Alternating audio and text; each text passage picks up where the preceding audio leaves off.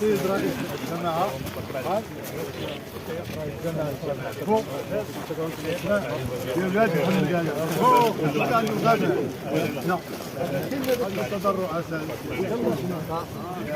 الشباب اللي خدا اللقطه ديالي ورجع الله يجازيكم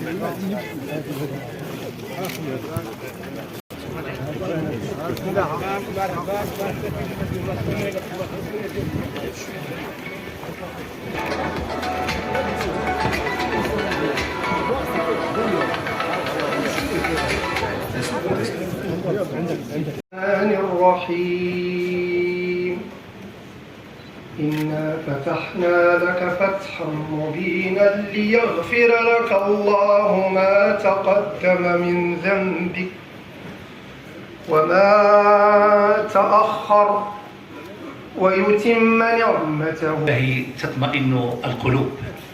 والآن نستمع للنشيد الوطني.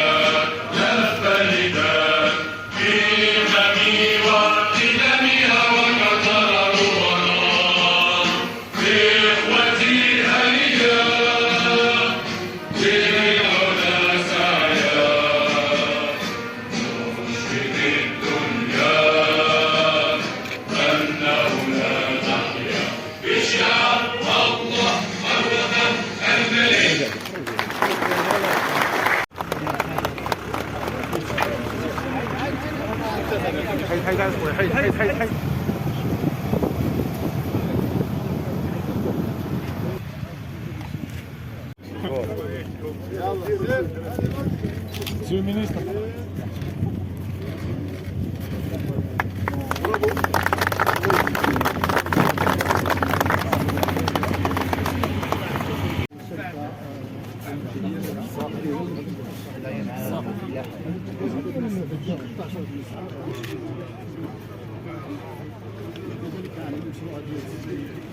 ان شاء الله نشوفوا قواتنا في السخون.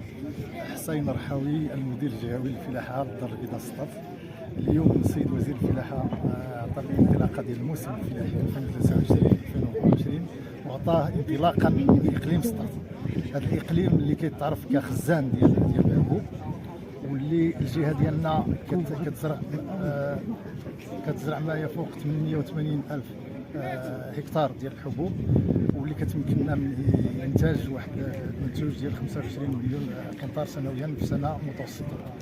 فهذا العام كاين الدعم ديال الفلاحه، الدعم فيما يخص المواد الاوليه والمدخلات، جميع المدخلات الفلاحيه بما فيها البذور وكذلك الاسمده وكذلك الخضروات. كاين الدعم ديال البطاطس والطماطم وكذلك البصل. باش نعلنوا على الاجراءات اللي حضرتها الوزاره فيما يخص يعني تحضير الشروط الملائمه للموسم اللي كيبدا، الموسم المقبل 23 24. فاحنا خرجنا بواحد الموسم اللي كان جد جاف، وباقي يعني الشروط والمناخيه جد صعبه، يعني الحراره يعني عاليه وباقي عاد قله الامطار. والحمد لله اليوم بدات الامطار، نتمنى والله يكمل عليها. برامج يعني جد مهمه فيما يخص يعني التاطير ديال هذا الموسم، لا فيما يخص المدخلات الفلاحيه. تبعا لتعليمات جلاله الملك حفظه الله، الدوله عملت على يعني دعم المدخلات الفلاحيه، واللي يعني بعض العمليات اللي اول مره كتعمل في يعني في بلادنا، دعم الاسمده الازوتيه واللي هي كنستوردوها من الخارج. تقريبا 50%. استقرار في الأثمنة ديال الأسمدة الفوسفاتية اللي كتعمل عندنا في بلادنا، وكذلك دعم البذور المختارة لا فيما يخص الحبوب تقريبا 30%، الطماطم والبصل والبطاطس ب40 حتى 50% على حساب يعني الأصناف، وهذا الشيء لأجل دعم يعني المواد اللي كتستهلك على الصعيد الوطني وتخفيض الكلفة ديال الإنتاج باش نأثروا على الأثمنة عند المستهلك وعند المواطن.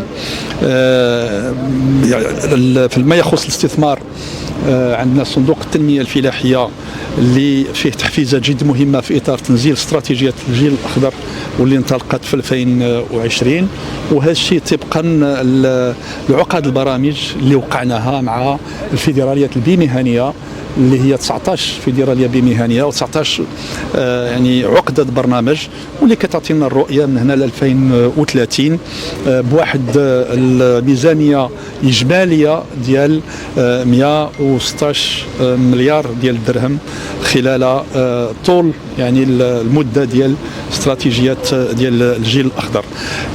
كاين كذلك فيما يخص هذه الظرفيه اللي باقيه صعبه استمرار في دعم الاعلاف ديال الماشيه وخصوصا الاعلاف المركبه والشعير، واللي بواحد المقاربه اللي ديال الشباك المفتوح لان عملنا باش تكون الوفره بكثره تقريبا 5 المليون نتاع القنطار ديال الشعير اللي بدينا كنوسعوا فيه من يعني يوليوز الماضي، وحنا مستمرين وعندنا في الهدف هو 18 مليون نتاع القنطار.